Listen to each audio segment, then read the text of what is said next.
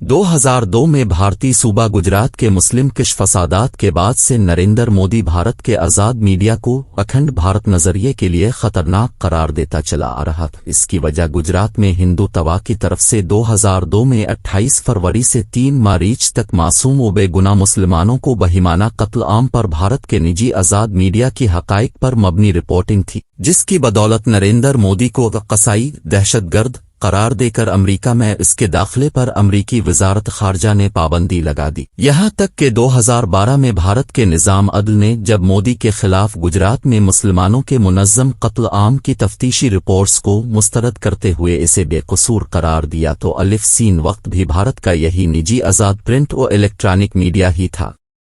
जिसने नरेंद्र मोदी को Gujarat high court से मिलने वाली रिलीफ की खुशी को बदमज़ा किए रखा। हकाइक पर मबनी खबरों की इशाअत व नशरियात का सिलसिला अप्रैल 2014 में भारतीय सुप्रीम कोर्ट की तरफ से गुजरात मुस्लिम किश फसादात के इल्जामात से मुकम्मल तौर पर नरेंद्र मोदी और उसके हवारियों को बुरी किए जाने के बाद तक जारी रहा। 2014 को नरेंद्र मोदी के भारतीय वजारत उज़्मा का ओहदा संभालने के बाद भी भारतीय आज़ाद मीडिया ने राष्ट्रीय सेवक सिंह के खास रुकन के तौर पर नरेंद्र मोदी की तारीफ और तारुफ की रवायत को बरकरार रखा तो भारत में हिंदुत्व के पैरोकारों ने इन तमाम भारतीय सहाफ़ियों का मको ठपने का फैसला कर लिया जो भारत को हिंदू देश बनाने की राह में रुकावट थे और आज़ादी इजहार के नाम पर महाभारत के लिए 1925 से काम करने वाली जमात राष्ट्रीय सेवक सिंह पर हिंदुत्व का लेबल लगाकर इसके कारकुनों को दुनिया की नज़रों में इंतहा पसंद साबित करने पर तले हुए थे। भारत में हकाइक मंजर आम पर लाने वाले सहाफ़ियों पर काबू पाने के लिए नरेंद्र मोदी सरकार ने तकरीबन वही हथकंडे इस्तेमाल किए जो नाज़ी जर्मनी में हिटलर का तरीकाकार था। एक तरफ आज़ादी इजहार पर यकीन रखने वाले मीडिया ग्रुप्स पर टैक्सों की भरमार की गई, दूसरी तरफ उन्हें मिलने वाले सरकारी और निजी इश्तिहारात की राह में रुकावटें खड़ी की गईं। मोदी सरकार के अक़लियतों के खिलाफ इक़दामात पर तनकीद करने वाले सहाफ़ियों पर मुक़दमात कायम किए गए, बाज़ को नामालूम अफराद की तरफ से तशद्दुद का निशाना बनाया गया, उनके अहल खाना को हिरासा किया गया,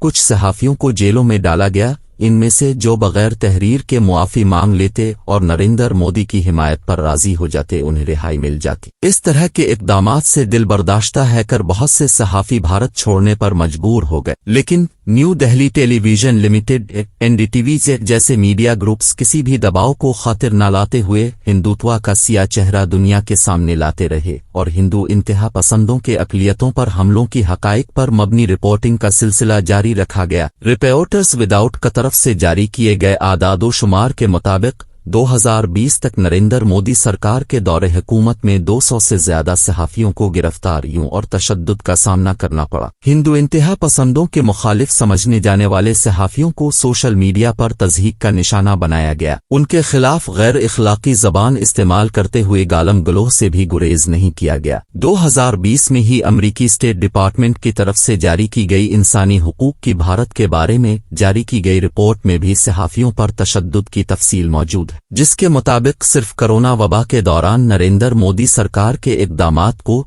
तनकीद का निशाना बनाने वाले 55 सहाफ़ियों और एडिटर्स को मुख्तलिफ तरह के झूठे मुकदमात दर्ज करके गिरफ्तार किया गया। 2019 में मकबूजा कश्मीर की खुसूसी हैसियत के खात्मा के बाद वहां लगाए गए तारीख के तवील तरीन कर्फ्यू के दौरान दर्जनों कश्मीरी सहाफ़ियों को हिरासत में लिया गया और बाज़ को शहीद कर दिया गया। इसके बरक्स निजी मीडिया के वो ग्रुप्स जो नरेंद्र मोदी और राष्ट्रीय सेवक सिंह के सिर्फ हिंदुत्व का भारत नजरिए की हिमायत पर राजी हो गए, उन्हें भरपूर माली फवाइद से नवाजा गया। भारत में आज़ाद सहाफ़त पर कदगन का सिलसिला 2014 से जारी था, ताहम हकीकी भौचाल इस वक्त आया जब अगस्त 2022 में इंकिशाफ हुआ कि एशिया के सबसे बड़े दौलतमंद भारतीय सनतकार और नरेंद्र मोदी के सियासत में माशी सहूलतकार अरबपति गौतम अडानी ने एनडीटीवी के 55% हिस्सादारी के हुकूक खरीद लिए। इस खबर के मंजर आम पर आते ही सहाफ़त में आज़ादी इजहार की दर्जाबंदी में भारत 150 दर्जा पर आ गया है।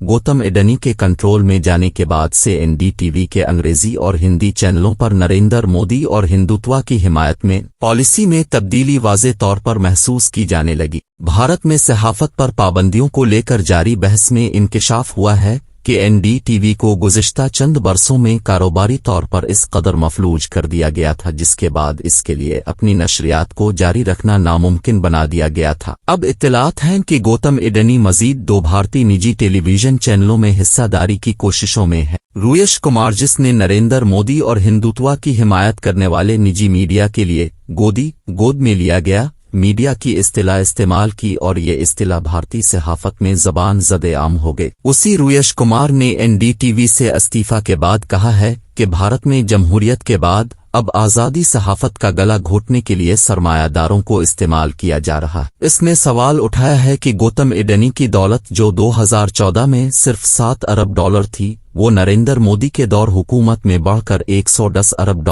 تک کیسے پہنچ گئی، جس میں مزید اضافہ تیزی سے جاری ہے۔ رویش کمار کا کہنا تھا کہ بھارت کے 3 بڑے ہوائی اڈوں کے حقوق اور ریلوے کے بہت سے ٹھیکے گوتم اڈانی کو دیے جانے کے بعد اب نریندر مودی بھارتی میڈیا پر بھی گوتم اڈانی کا کنٹرول چاہتا ہے۔ NDTV کی خفیہ فروخت پر تبصرہ کرتے ہوئے برسلز میں قیام پذیر فارن پالیسی FP کی کالم نگار آنچل وورا نے Indians free press just became less free کے عنوان سے اپنے حالیہ کالم میں نریندر مودی سرکار کی بھارت میں آزادی صحافت کے خلاف پالیسی پر تشویش کا اظہار کرتے ہوئے اسے بھارت میں انسانی حقوق کے لیے سنگین خطرہ قرار دیا ہے۔ الجزیرہ TV بھی اس موضوع کو زیر بحث لا چکا ہے۔ بھارت میں آزادی اظہار کے لیے سرگرم گیتا سیشو کہتی ہے کہ بھارت میں سچ بولنے والے صحافیوں کا گلا گھونٹنے کا وہ سلسلہ جو گزشتہ چند برسوں سے جاری تھا، اب اس میں شدت آ گئی ہے اور آزادی اظہار پر یقین رکھنے والے صحافیوں پر بھارت میں زمین تنگ کر دی گئی ہے۔ گیتا اپنی تنظیم کے ذریعے جیل میں قیدان درجنوں صحافیوں کے لیے قانونی جنگ لڑنے میں مصروف ہے، جنہیں نریندر مودی کی اقلیتوں کے خلاف پالیسیوں پر تنقید کرنے کے جرم میں